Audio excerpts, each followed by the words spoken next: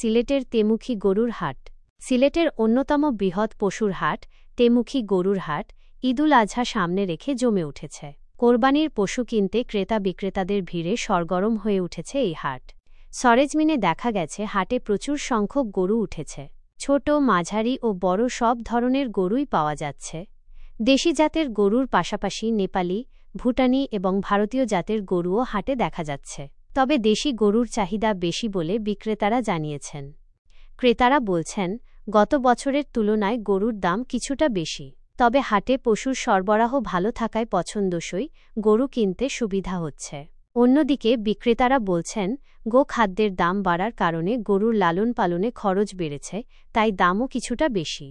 হাটে আইন শৃঙ্খলা পরিস্থিতি স্বাভাবিক রাখতে প্রশাসনের পক্ষ থেকে বিশেষ ব্যবস্থা নেওয়া হয়েছে।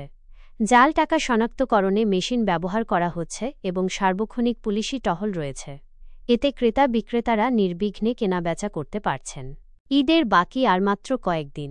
আশা করা যাচ্ছে আগামী দিনগুলোতে তেমুখী গরুর হাটে আরও বেশি ভিড় হবে এবং বেচাকেনা আরও জমে উঠবে।